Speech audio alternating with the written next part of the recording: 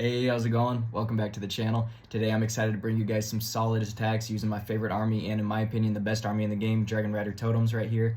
Went 308 today, got a plus 320 yesterday. Check out that video if you haven't already, but having a lot of success with this army and yeah, I just really like it. It's very strong. So quick CWL update guys, I'm personally 40 for 40 in CWL. I have tripled on all of my accounts and we've got a perfect war last war. We're about to get a perfect war again and this is against the clan that's in first place. So we have a chance to promote to Champs 1 if we can go ahead and win today's war. But this is a quick defense guys. My base is really strong. I really am enjoying it. I've used it in Legend League for 2 days and have had a lot of success with it. Not sure what this guy was using. This was an interesting army and I haven't used that siege machine used in years, but I wanted to show off this defense. Comment below if you want the link. I'd be happy to share it, and this also gives me time to do my verse of the day right quick in my intro. So today's verse comes from Isaiah 26:3. It says, "You will keep in perfect peace all who trust in you, all whose thoughts are fixed on you." It's a great verse. I am reading the book of Isaiah in my Bible right now, and it's really cool to see all the prophecies, all the times that they mentioned Jesus Christ before he even set foot on the earth, before he was even alive. He was prophesied multiple times in the Old Testament, basically that he would come and save us. So this is my alt account now, guys. I used E-Drags today, had a 269 day, really bad day. So I switched back to Dragon Rider Totems on my alt account. I just had a couple bad fails. I didn't approach the bases correctly, and I was kind of frustrated with E-Drag, so I'll probably switch back to this army that you're watching right now, and let's get into some commentary. But yeah, hopefully you guys don't miss the E-Drag. Sorry about that. I'd rather just push with an army I'm better with, more comfortable with, and that I enjoy using a little more. So let's get some commentary right here. 12 o'clock, Dragon Duke comes in. Very nice stun ability right there, guys. That just stuns the whole rage compartment and this right side air defense. Nice early poison. Always want to get a poison out as soon as possible for the furnaces. And right here, guys, this was an interesting base. I hadn't seen an Earthquake Spell Tower base ever, I don't think, in Legend League. So obviously it doesn't affect my air army too much. But I did want to mention all the bases I attacked on my main account were crazy strong, guys. Like, I'm not even that high trophies quite yet, but they were all different bases. They were all bases I hadn't seen before. I think there was one base I had seen before. But I really had a lock in today, and I felt like I had some really solid attacks and really solid, approaches and spell timing. So hopefully you guys enjoyed today's video and today's attacks. I'll try my best to commentate them pretty well. But yeah, right here, guys, Queen just gets a nice arrow over here at 6 o'clock. I'm sorry, 3 o'clock with the siege barracks. She's cleaning some trash, therefore my Dragon Riders can get sent straight into the core of this base.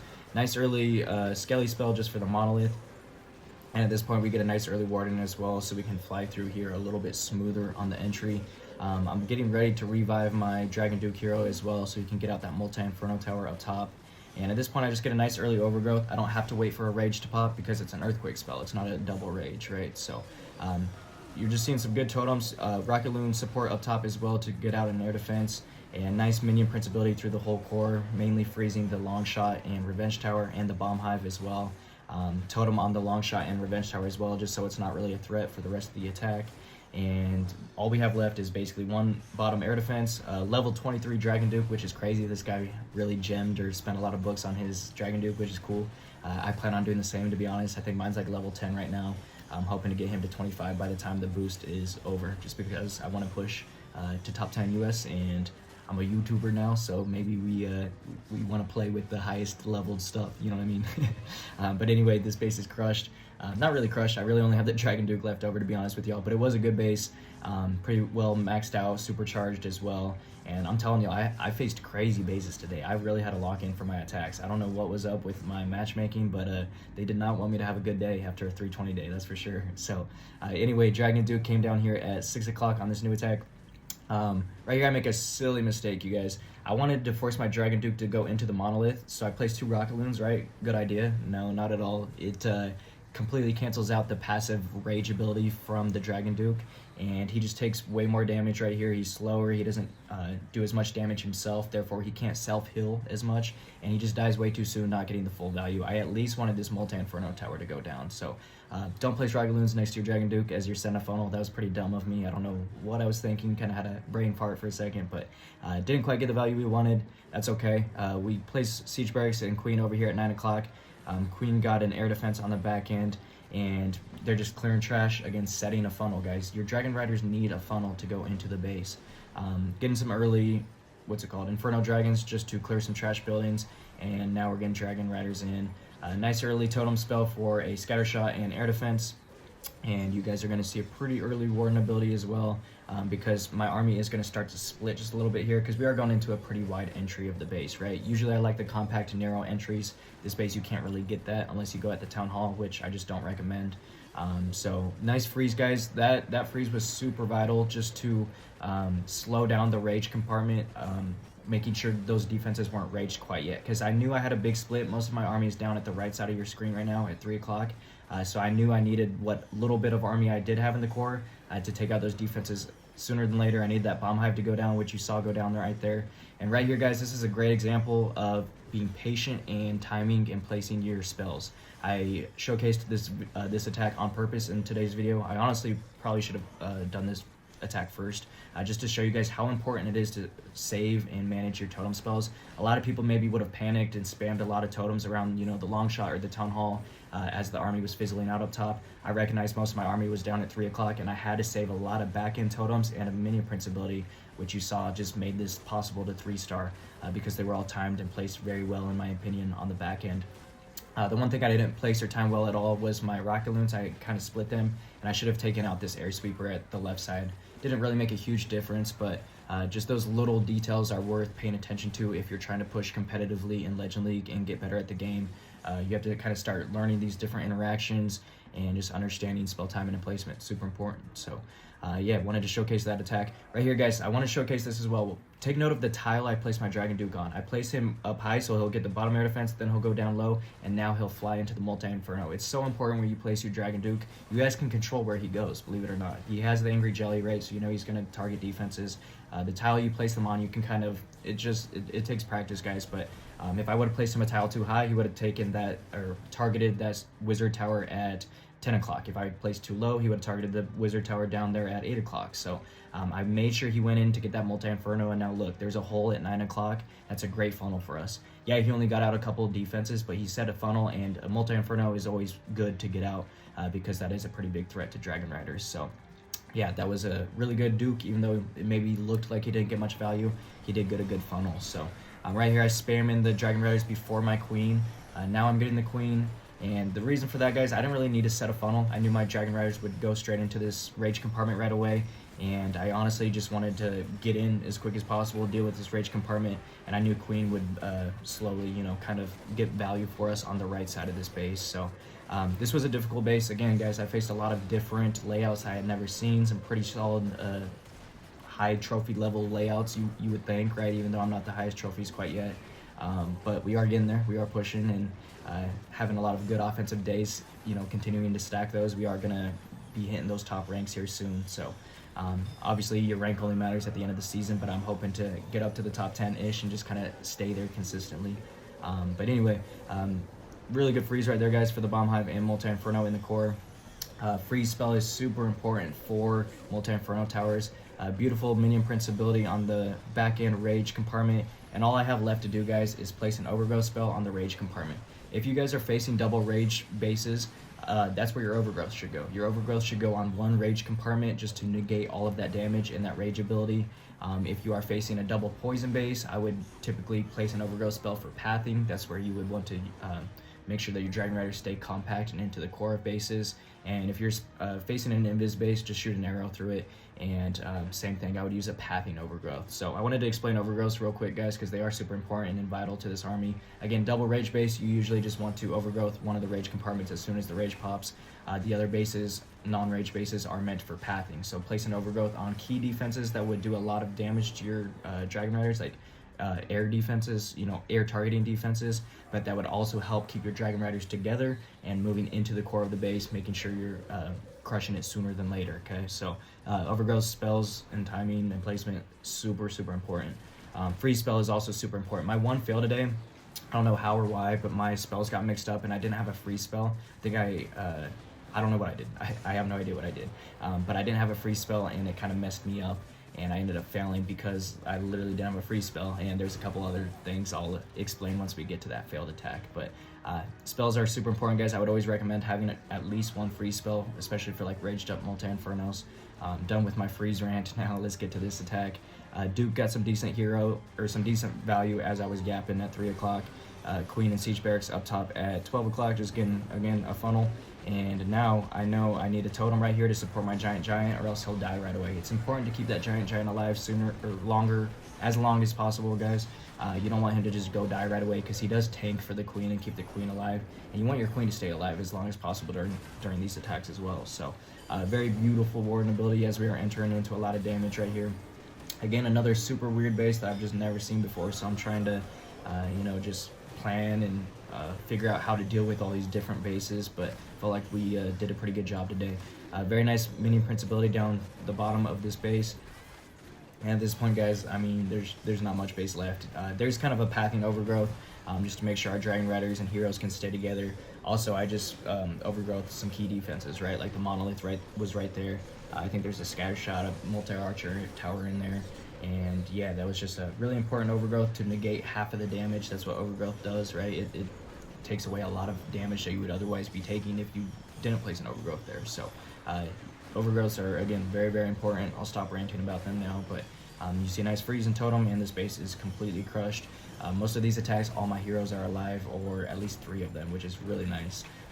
So anyway, next attack, this was my last base. If I 3-star this base, I would have gotten the plus, I think 308 is what I got today, I'm pretty sure, right? So this was attack number 8 for me on my mana count. But right here, we just get a really good fire spitter out. We get an enemy queen. We're gonna go up and get an air sweeper. And the reason I like to start down here, guys, is just so we don't have to deal with 2 fire spitters during this attack, because we're gonna have to deal with 1. But also we lured that poison. That was so important. So queen up here, or sorry, siege barracks, and then queen's gonna go on this wizard tower in a little bit, just waiting for pathing to make sure her arrow gets 2 air defenses. So basically this army camp needs to be taken out by my P.E.K.K.A.s before I can place my queen. So as I'm waiting for that, I go ahead and get my Dragon Riders in. Now I can place the queen, shoot the arrow that we talked about, and my Dragon Riders, Minion Prince, and Warden are starting to fly in here. Beautiful totem. You just gotta watch and see, okay, where my Dragon Rider is gonna target next. When you're attacking, guys, only focus your eyes on defenses. That's all you should be looking at. Don't care about anything else. Just try to think, okay, where will my Dragon Riders go? Once you know they're going to head into defenses, you get some nice early totems on the air targeting defenses that would rather do damage to your army, right? So as soon as that rage pops, you see a good overgrowth right there. I also invest a couple totems for this long shot and a baby dragon, just to make sure that the long shot does go down, or else he would be shooting at our army the entire attack, and we just don't want that. Nice skelly spell on the monolith there as well. And yeah, guys, we're just flying through. The rage has become the overgrowth section has become unovergrowth. Get a nice totem right in front of the bomb hive, because the bomb hive does a lot of damage. Really nice minion prince ability through the unovergrowth section now, and that's how we're going to deal with it. Also, I get a kind of minion prince saving totem right there on the enemy minion prince. That just gave us time to make sure the enemy minion prince went down, even though ours did. If that enemy minion prince stayed up even longer and didn't die right there, we would have been in a little bit of trouble.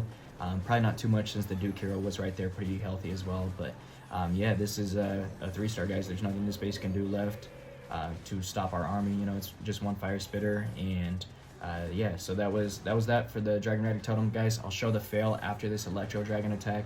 I just wanted to show one quick easy Electro Dragon attack. They're still fun, guys. They can still roll through bases in a minute, and you're about to see that. I mean, look how easy this is. I didn't even plan. I didn't even wait. Like, I place a Dragon Duke. I place a Queen. It's a bad invis base, so I just trigger it, spam all my Electro Dragons, and I know with a good Warden ability and a couple rages, this base is going to be toast instantly. This is just a bad base, and this is probably one of the easiest bases for Electro Dragons. These compact core bases where you get so much value through a lot of chains and a Warden ability, that's what makes Electro Dragons so strong, right? Again, these kinds of layouts. I just felt like on my alt account today, I was facing a lot of kind of like anti-E-Drag bases, kind of spread out. A lot of like poison bases, and I don't know, I wasn't feeling the Electro Dragons in the current base meta personally. I'd much rather my Dragon Rider totems, so that's why I switched. But still wanted to include one attack from today, since I did, you know, use Electro Dragons for 8 attacks today.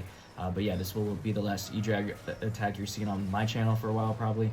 But still, I mean, they're fun. I mean, look at this, 1 minute in, the base is completely gone. I didn't even care, like I didn't even try, you know. I just placed one hero, pop their abilities, let them do their thing, send the Dragon Riders in, or Electro Dragons, pop a Warden ability, Minion Prince ability, a couple rages. Like, you don't have to think. This army is kind of easy and spammy. But the really good Electro Dragon players, you know, obviously see the game differently, and they're a little bit more precise. I feel like I'm more precise and better attacker with Dragon Riders personally than Electro Dragons. So I think I've said that 3 times in this video. Hopefully you guys get the point now. Here's my fail, guys. One and only fail on my main account with Drag Riders. Alright, so everything's going good right now, right? That's a really good totem.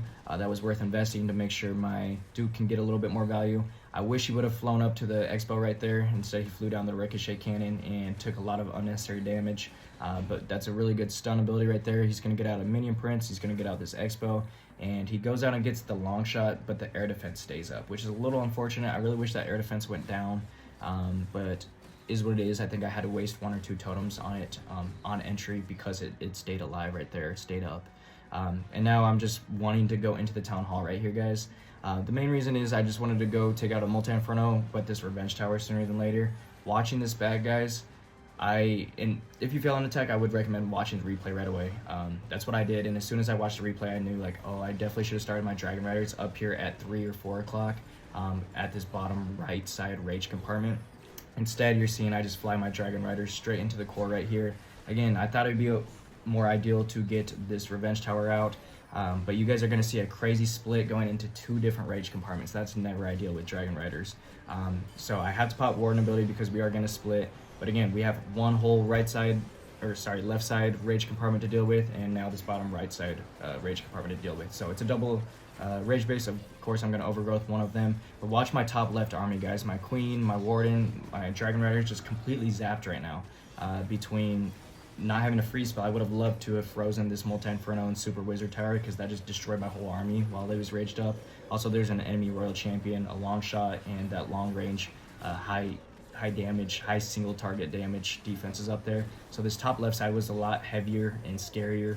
And as you can see, my Minion Prince was kind of down on the bottom this whole time. Just now uses his ability, doesn't get very good value, and he ends up dying through his ability anyway. The Fire Spitter still kills him off. And I have one more totem basically for nothing. Like, I'm gonna get no value with the totem spells. So that's it, guys. That was the fail. I appreciate you sticking around, and please like and subscribe, guys. Check out yesterday's videos. I announced a giveaway. If you haven't checked those out, feel free to please go check those out. And yeah, I'll see you in tomorrow's video. But really quick, wanted to mention this as well. All of my videos will be uploaded at 9:30 p.m. Eastern time for the time being. I feel like I'm finally on a good schedule and routine. So we're going to be consistent with the daily uploads. We're going to keep pushing in Legend League and hopefully get that top 10 US finish. So yeah, that's it. Appreciate y'all. We'll see you in tomorrow's video. Peace.